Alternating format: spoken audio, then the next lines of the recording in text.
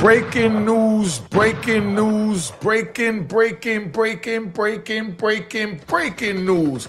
Yo, check it out. This is going to speak on the part of the verdict that no one explains to you. I'm going to take my time. I'm going to explain this to you so you understand how when you go to trial, you get the verdict, how so many different things come into play and could raise your sentence, even if you're not charged with it.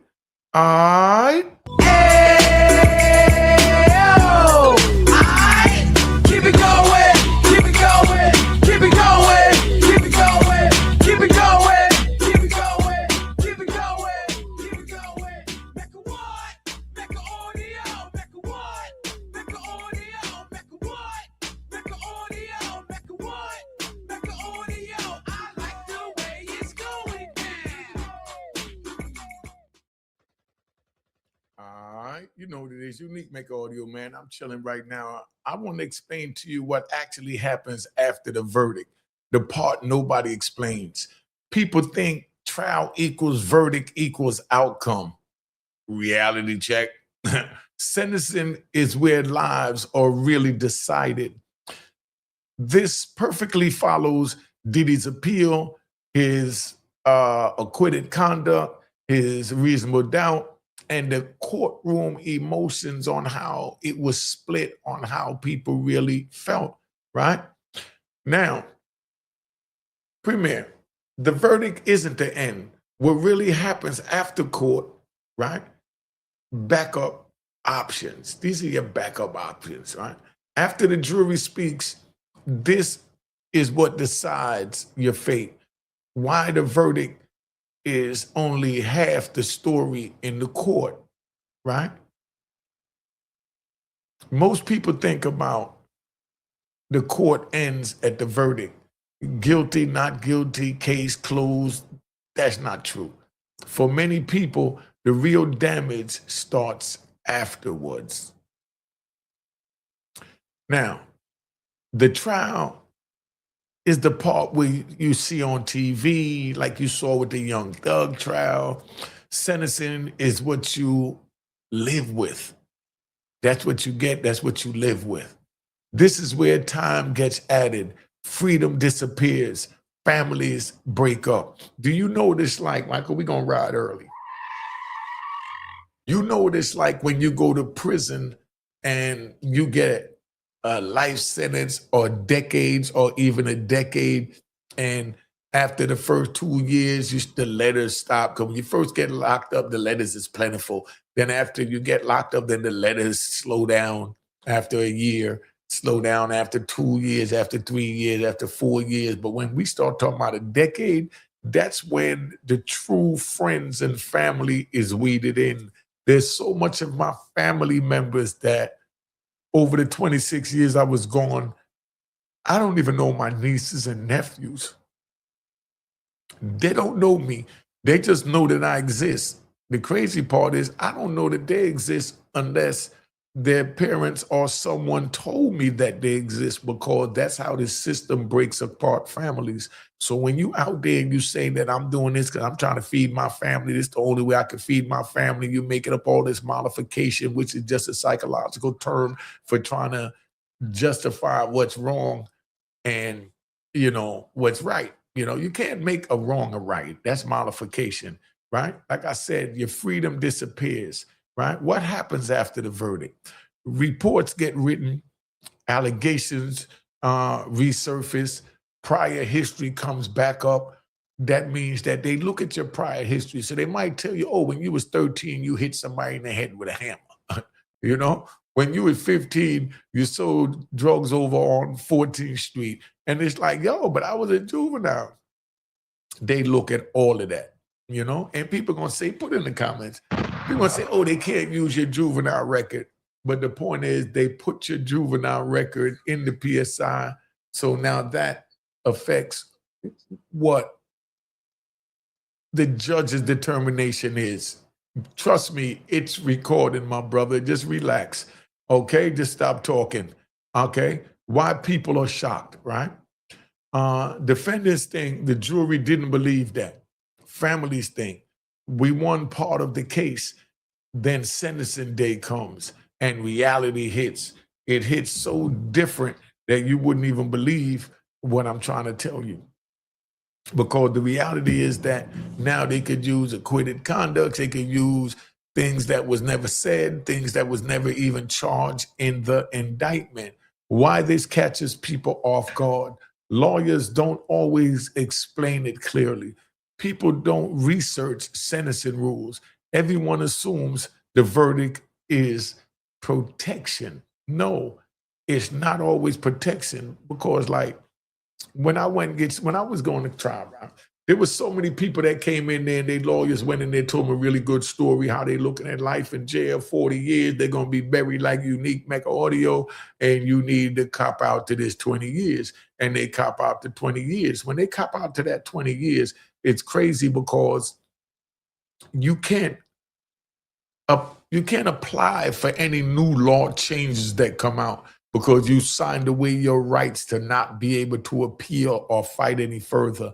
That's why, even though I knew I was going to get life plus 20 in federal prison, none of that stopped me, none of that broke me, and none of that even made me flinch, because I knew that if I pled guilty to X amount of years, and I don't even know what they was offering me, because I refused to even talk to my prosecutor.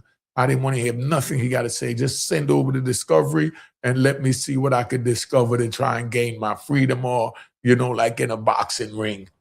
You know what I mean? You're in a boxing ring, you figure out a way to minimize the blow of the punch. So when you're in a courtroom, you try and minimize the way to deflect the length and the weight of the gavel that's about to be dropped down on you. And, that's just how that go, right? How to protect yourself, right? This is the educational part, right? Understand that sentencing exposes early, right? Sentencing expose things early. Know that allegations don't always disappear. Never assume not guilty means safe. Ask questions before, not after. That means if you have a question, you ask your lawyer, hey, I don't understand how they trying to bring up when I hit the dude in a hammer when I was 13 years old. And then your lawyer's going to tell you something, and whatever he tell you, it's up to you to rationalize in your head if it makes sense or not. That's why I say don't get involved in the streets, because you don't want to even have to be dealing with this part of it, right? Now, why this matters for everyday people, right? Why does this Diddy verdict matters for everyday people? Because you get caught up in the justice system because you broke the laws. That's why I say don't break the law. Then that means that you fall victim to all of this. So the reason why this matters to everyday people, this isn't about celebrities. This isn't about headlines. This is about regular families, first-time defendants, people who trusted the system and feel as though the system failed them because it had too many fine print, or too many print that wasn't even in the fine print, that was just, construed by judges to go the way they feel it should go. Close engagement, right? The verdict is a moment. The verdict is a moment. When you hear that guilty or not guilty, your whole world changed. There's tremendous weight lifted from your shoulders. There's tremendous weight added to your shoulders. And that's where you have to decide what you're going to do and where you're going to go from there, because now your life has just entered into a new transformation. The sentence is a lifetime. If you're acquitted, you're going to remember it for the rest of your life. If you're found guilty, you definitely going to remember it for the rest of your life. Now, drop your comment. Did you know sentencing worked like this? Or did you learn something new here at Unique Mecca Audio today? Or did you think the verdict was the end? If you thought that after the verdict was the end, that you got acquitted, that was it, you free, put it in the comments. So put in why or why not. What I don't like is how you get a lot of people that come, right? Let me give you a little viral description on how I see this video. Most people believe that once a jury reaches a verdict, the case is over. But in reality, the verdict is only part of the process. What happens after the court during sentencing often determines how much time someone actually serves and how their life changes forever, because that sentence will change your life forever. This video explains what takes place after the jury speaks, why sentencing surprises so many families, and how people get caught off guard by rules they never knew existed. The goal is not fear. Not fear. Remember, the goal is not to be scared, you know what I mean? But to be aware.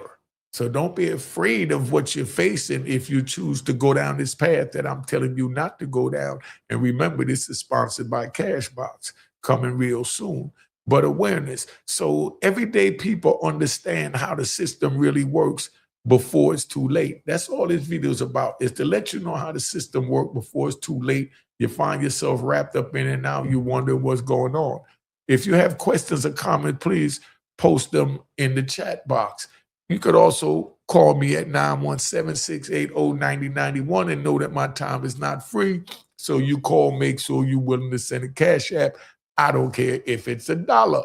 And at the same time, hit that like button and make sure you subscribe to my daughter's YouTube channel at Juanita Mecca Audio and Real Boss TTTV.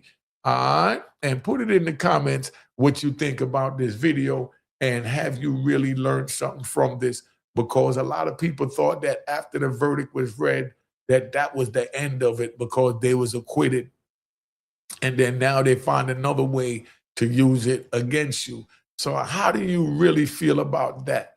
Somebody put that in the comments. Been on here long enough. Just wanted to touch and let you know what time it is. All right. Cheers, cheers, toast the crime, toast the crime, the crime, the crime, the crime.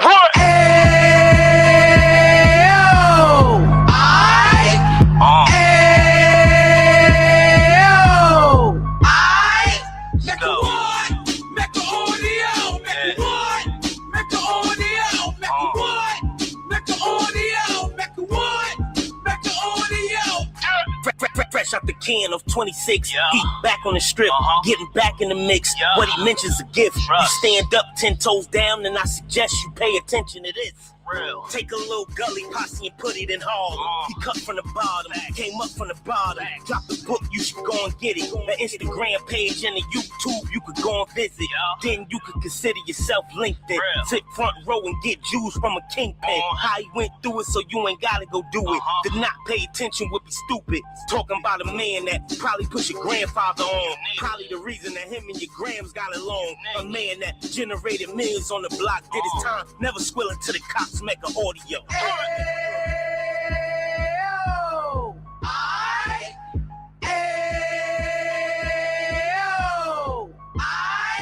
Mecca what? Mecca Audio. Mecca what? Mecca Audio. Mecca what? Mecca Audio. Mecca what? Mecca Audio. And we gon' do it like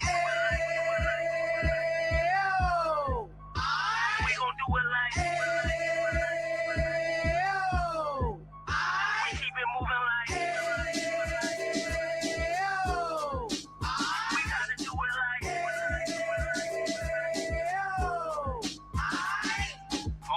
Get it live like 2 G's in the 90s. Drop top beamer so shiny. I let shorty go, she was wine. Treat her like my past, she behind me. Spin a couple bands on the dapper Dan. You be back again, getting green like a Packers fan. No cap, this a roaring uptown. Baby horn uptown, Dominican bust downs. Now we on the positive, we got a lot to give. Now he trying to stop the kids from being inoperative. So take heed, homie, lend an ear. He started in uptown, he gon' finish there. But now it ain't about selling drugs, buying cars. It's about buying property to make the community ours. So we can give back to the cheers, cheers, toast the crime, the crime, the crime, the crime, the crime.